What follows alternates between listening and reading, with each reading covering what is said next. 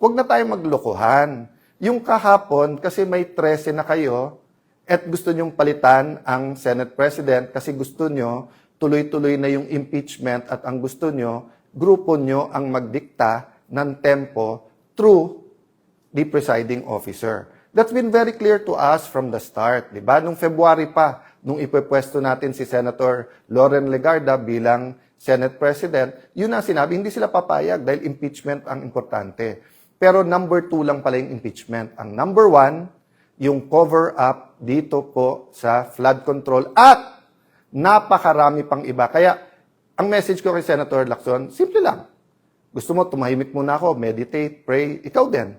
Pero, Senator Lacson, napakahaba ng iyong career. Nakilala ka bilang nag-expose, nakilala ka na sinusundan mo yung ebidensya.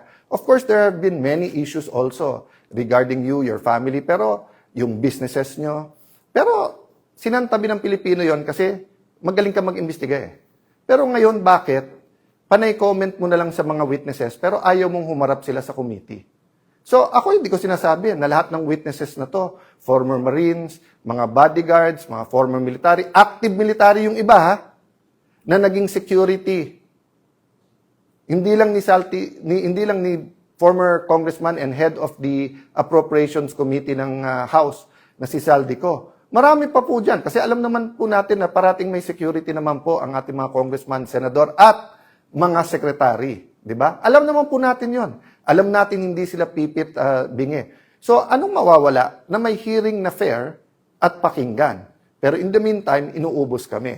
Diba? Kaya ang susunod daw, si Senator Marcoleta. Diba? So, and then si Senator Bongo. So, I wanna honor Senator Bongo, Senator Bato, Senator Marcoleta, Senator Jinggoy. Bakit?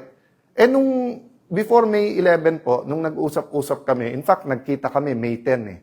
At bago ko mapagharap-harap po ang 12, wala po si Senator Bato noon, nagsabi na po kaming lahat na dadaan tayo sa pagsubok na to at may magsabi na lang pag hindi na kaya. Pero napakarami nagsabi noon, kulong na kung kulong, harapin na natin kung ano to, etc. O walang hiwalayan tayo, grupo tayo. So I'd like to honor those who are in the front line. I'd like to honor those who held out, di ba? But ang problema kasi, nagbago yung laban eh. From just having a platform sa Senate para fair yung ating impeachment, para makapag-focus tayo sa economic crisis, at para lumabas ang katotohanan, nakita na namin kung gaano kalaki ang skandalo at yung corruption na to eh. Ongoing to ha. Yung sasabihin nila na wala nang nakawan ngayon, tell that to the Marines.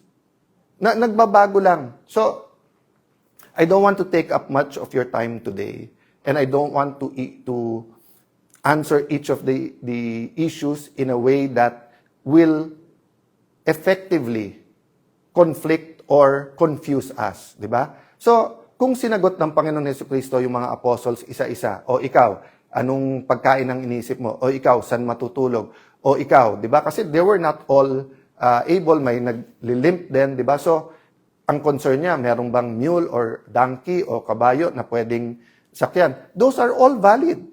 Di ba? Kung sasabihin ngayon ng iba, kay Tano, tumahimik ka, gutom na kami, kain muna. Those are valid. And we should discuss that. Pero anong una?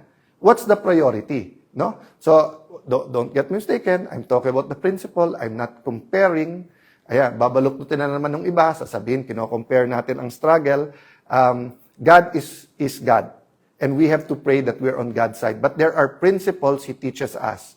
So, di ba ano sabi ko sa inyo kanina? Nation building. At saan natin umpisahan yung nation building? Sa pundasyon. Rule of law. Di ba? Regime of justice and truth.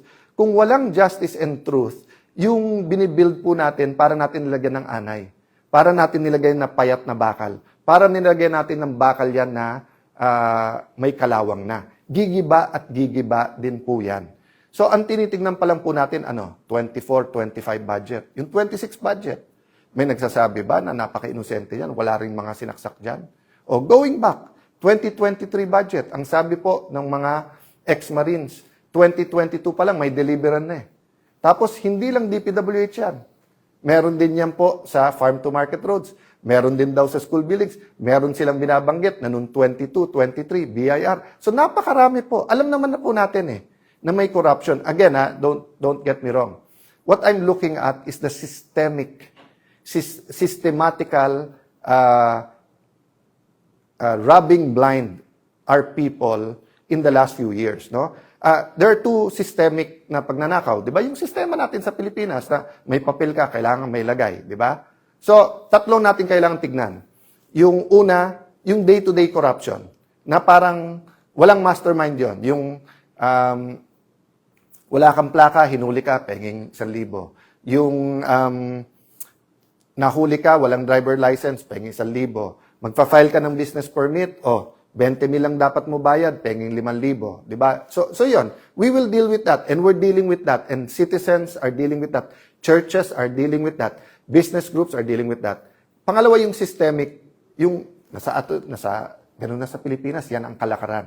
So we have to deal with that through values, through systems. But I'm talking about the systematic and continuing rubbing us blind now and using the last bastion, which is the Senate, not only to be the rubber stamp, but to be their mouthpiece para maraming issue para hindi tayo tumutok dito.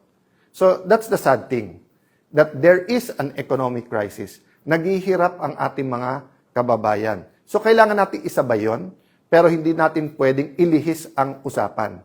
So in behalf of the senators I represent, in behalf of the people praying for us, in behalf of students, farmers, healthcare workers, OFWs, seafarers, na sinasabing, boss, may pag-asa pa ba ang Pilipinas? Boss, hindi kami nawawalan ng pag-asa. Huwag niyo kaming bossin, kayo boss namin. Ilan politiko na ang dumaan na kayo boss?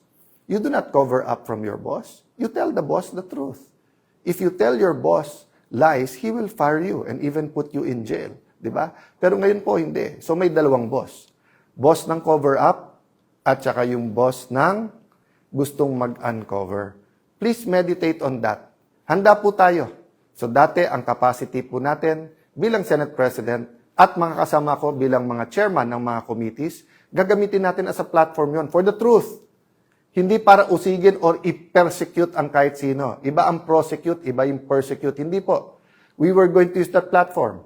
O nakita natin in less than 40 days, kung paano inuga ang mga pundasyon ng Senado at inuga ang pundasyon ng ating mga institusyon at paano pinunit ang konstitusyon para lang matuloy yung cover-up. Now, we will have other platforms, other venues. And one of this venue is Facebook. So, ito lang ang tanong ko sa mga pamilya ko sa Facebook.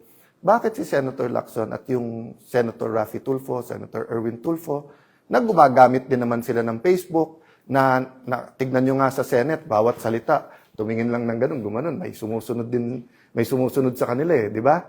Tapos, makikita mo, pati kay Senator Lacson, yung angal ni Senator Marcoleta, pati sa CA, kahit anong committee, ine-edit, pinapaganda yung itsura, di ba?